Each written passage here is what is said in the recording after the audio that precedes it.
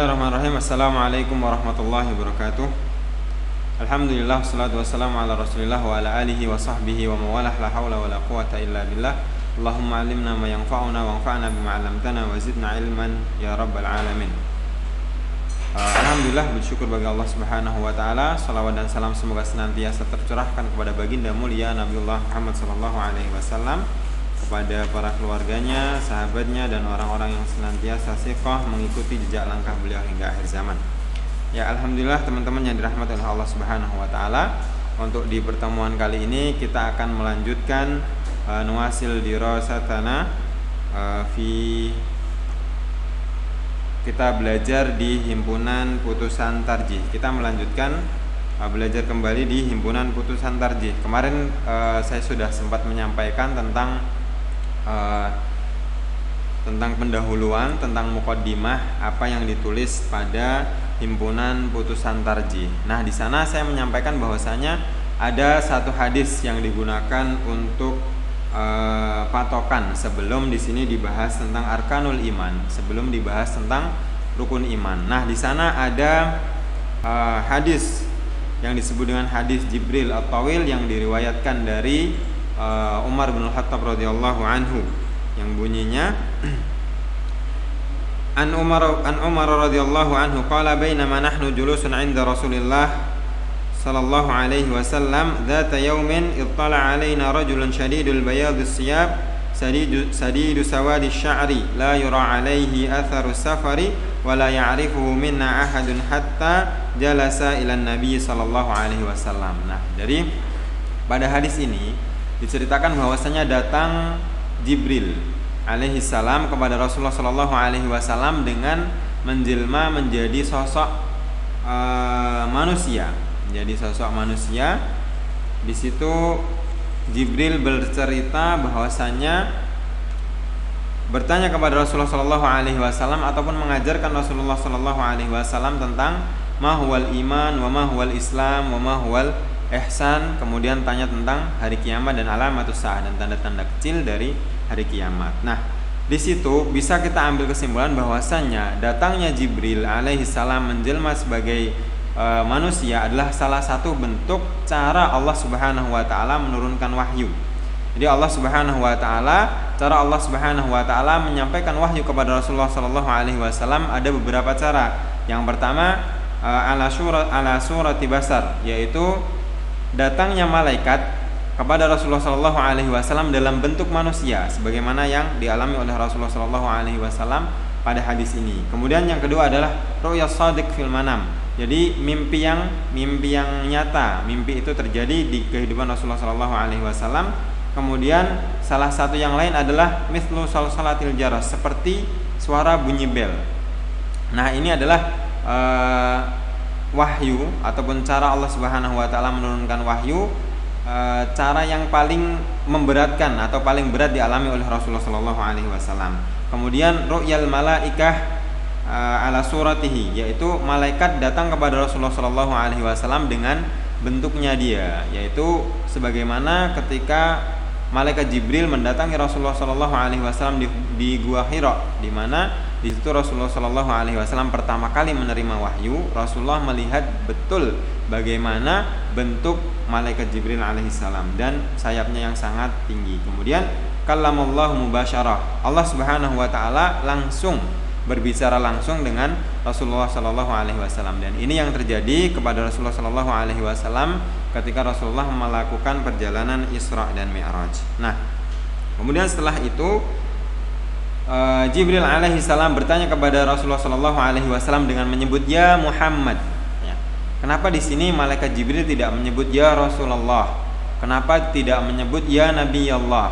Karena untuk ta'mimun nas, yaitu agar orang-orang yang di sekeliling Rasulullah sallallahu alaihi wasallam itu tidak tahu bahwasanya yang datang di sini adalah malaikat Jibril, sebagai pembelajaran bahwasanya kita kalau dalam keadaan belajar kita tidak membedakan siapa dan siapa, meskipun kita dilarang oleh Allah Subhanahu wa taala untuk memanggil Rasulullah sallallahu alaihi wasallam kadu'a ibadikum ba'dha. Kita tidak boleh memanggil Rasulullah dengan sebutan bagaimana kita memanggil salah satu dari kita kan memanggil misalnya Edi, misalnya Luqman dan lain sebagainya. Kalau kita sama Rasulullah, kita tidak boleh memanggil Muhammad. Akan tetapi dalam hadis ini, kenapa malaikat Jibril menyebut ya Muhammad, yaitu sebagai sebagai ta'mimun nas, sebagai kita ketika mendidik itu kita tidak boleh membedakan. Kemudian juga sebagai bentuk agar sahabat yang ada di sekeliling Rasulullah Shallallahu Alaihi Wasallam itu tidak menyangka bahwasanya yang datang adalah Jibril alaihissalam. Kemudian Jibril bertanya kepada Rasulullah Shallallahu Alaihi Wasallam, ma huwal Islam. Setelah itu kemudian Rasulullah Shallallahu Alaihi Wasallam mengatakan, al-Islam anta syahada ilaha illallah wa anna Muhammad Rasulullah wa tuqimus shalah wa tu'tiyaz zakah wa tasuma Ramadan wa tahujjal baita in istata'ta ilaihi sabila. Nah, ini adalah rukun Islam, di mana rukun Islam dibagi menjadi 3 yang sifatnya yaitu badaniyun, kemudian ada malun, kemudian ada badaniyun wa mal. Yaitu yang pertama adalah sifatnya badani, sifatnya yang dilakukan dengan badan. Contohnya apa? Contohnya seperti syahadat, sholat, puasa. Kemudian malun sifatnya adalah harta, yaitu seperti zakat. Kemudian badaniyun wa mal, yang mencakup dua-duanya, yaitu antara badan dan juga harta. Seperti apa itu? Itu adalah haji. Karena orang haji dia butuh jiwa dan juga butuh mal. Nah, kenapa di sini malaikat Jibril memulai mengajarkan Islam, mengajarkan agama Allah Subhanahu wa taala dengan bertanya, dengan kalimat tanya? Ternyata kalimat tanya adalah salah satu wasilah, salah satu cara untuk kita menyampaikan ilmu yang paling baik. Karena Allah juga banyak sekali menyampaikan di dalam Al-Qur'an dengan bentuk kata tanya. Kenapa? Karena kalau kita ditanya itu kita akan lebih memperhatikan. Maka di sini dalam kitab Arba'in An-Nawawi, Zuhri salah satu dari ulama mengatakan, al-ilmu hizanatun wa miftahuhu as-su'al. Jadi ilmu itu diibaratkan al-ilmu hizanatun wa miftahuhu as-su'al. Ilmu itu diibaratkan seperti lemari yang kuncinya adalah pertanyaan. Nah, jadi kenapa di sini malaikat Jibril memulai dengan kalimat tanya? Karena agar lebih mudah dan orang-orang yang ada di sekelilingnya itu lebih al-intibah, lebih memperhatikan. Nah, itu tadi tentang rukun Islam. Kemudian selanjutnya Rasulullah SAW ditanya tentang arkanul iman. Ma huwa arkanul iman? Ya, al-imanu qala ma huwa al-iman? Al-imanu an tu'mina billahi wa malaikatihi wa kutubihi wa rusulihi wal yawmil akhir wa tu'mina bil qadari khairihi wa syarrihi. Qala sadaqta. Jadi Rasulullah Shallallahu Alaihi Wasallam ditanya tentang al-iman. Al-iman yaitu kita bagaimana kita mengimani Allah Subhanahu Wa Taala, mengimani malaikat, kitab-kitab, kemudian rasul-rasul, hari kiamat, dan juga mengimani qada dan qadar. Kemudian selanjutnya bertanya tentang wa ma huwal ihsan. Ihsan an ta'budallah ka'annaka tarahu fa in lam takun tarahu fa innahu yaraka. Nah, di sini ada 2 kriteria dalam ihsan. Yang pertama adalah talab wal harab. Yang pertama adalah harapan kita kepada Allah Subhanahu wa taala, sehingga ketika kita beribadah seakan-akan kita melihat Allah Subhanahu wa taala. Kemudian yang kedua adalah al-harab, pergi jauh dari maksiat. Kenapa? Seandainya pun kita tidak melihat Allah Subhanahu wa taala, maka ketahuilah Allah Subhanahu wa taala selalu melihat kita apapun yang kita lakukan. Kemudian selanjutnya bertanya tentang alamatus saah. Di sini mal mas'ulu anha bi'a'lama minas sa'il. Bahwasanya Rasulullah Shallallahu Alaihi Wasallam menyampaikan kepada Jibril, yang bertanya lebih tahu daripada yang ditanya. Maksudnya di sini apa? Rasulullah menjawab tidak tahu. Nah, ini Rasulullah Shallallahu Alaihi Wasallam mengajarkan kepada kita tidak boleh malu ketika kita tidak mengetahui tentang pertanyaan seseorang yang ditanyakan kepada kita. Pertanyaan yang ditanyakan kepada kita, kalau kita nggak tahu, kita harus jawab tidak tahu. Karena Ali radhiyallahu anhu pernah mengatakan, abraduha ala qalbi an yus'al wa ana la a'lam fa aqulu la a'lam. Jadi Ali mengatakan hati saya itu tentram. Kenapa? Kapan? Ketika aku ditanya oleh seseorang tentang ilmu agama yang pas pertanyaan itu aku tidak tahu, kemudian aku menjawab bahwasanya aku tidak tahu. Dan para ulama banyak sekali menyontohkan ketika tidak mengetahui tentang ilmu tersebut, maka dia akan menjawab tidak tahu. Nah, di sini masih ada beberapa penjelasan tentang alamatus sa'ah. Tentang alamatus sa'ah, tentang tanda-tanda hari kiamat. Di sini dijelaskan tentang tanda-tanda syughra, tanda-tanda kecil dari hari kiamat tersebut. Contohnya, antalidal ammatu rabbataha wa tarahufatal uratal alata li'a asyai yatatawaluna fil bunyan thumma talaqa falabistu maniyan.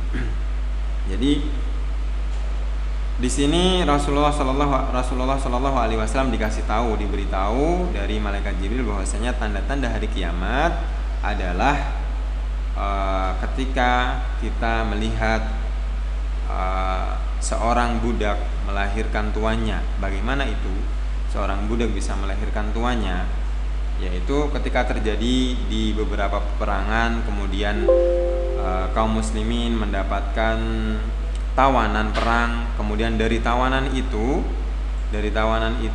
kemudian karena tawanan ataupun budak itu kan halal, boleh digauli. Nah, ketika budak ini melahirkan seorang anak dan anak itu adalah laki-laki ataupun perempuan, maka anaknya ini hur, anaknya ini bebas. Ketika ayahnya meninggal, maka yang mempunyai budak tadi pindah ke anaknya. Bisa jadi anaknya membebaskan ibunya, bisa jadi anaknya ini menjadi raja dari ibunya ataupun menjadi majikan dari ibunya. Nah, ini yang sangat tidak baik, dan itu adalah salah satu dari alamatus sa'ah, salah satu dari tanda-tanda hari kiamat.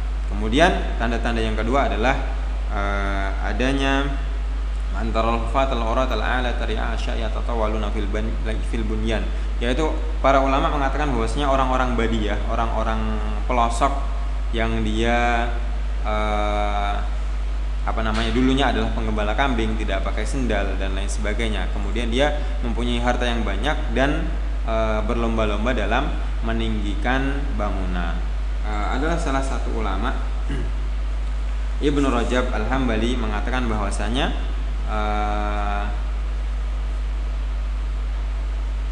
al-hufat al-urat al-alata dia adalah ahlul jahli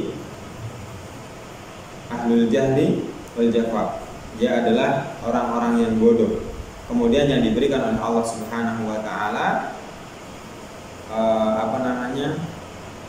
yang dia mendapatkan sebuah kekuasaan di antara manusia, dan dia mempunyai harta, kemudian dia meninggikan bangunan, dan dia memberikan yufsidu nizamad din wa dunya, dan dia yang akan merusak nizam, tatanan-tatanan agama dan tatanan-tatanan negara. Disebabkan karena apa? Karena jahilnya, karena kebodohannya.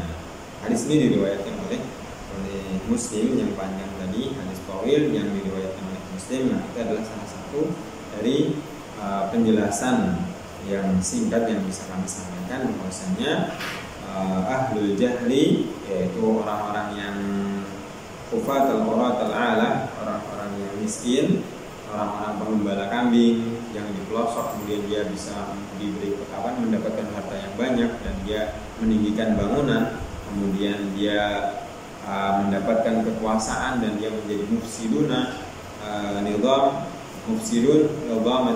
nizam ad-dini wa dunya, dia yang akan merusak urusan ataupun tatanan dunia dan tatanan din dan dunia, tatanan agama dan dunia. Itu ketika itu sudah terjadi, itu adalah tanda-tanda kecil dari hari kiamat. Nah, di sini itu adalah sedikit yang bisa kami paparkan, kami sampaikan tentang hadis tawil, hadis panjang yang disampaikan, yang diriwayatkan dari Umar radhiyallahu anhu tentang apa yang disampaikan oleh Jibril alaihissalam, karena di situ Jibril datang atakum yu'allimukum dinakum, kata Rasulullah sallallahu alaihi wasallam. Jibril datang untuk mengajarkan kepada kalian agama kalian. Wallahu ta'ala a'lam bishawab. Billahi taufiq wal hidayah. Assalamualaikum warahmatullahi wabarakatuh.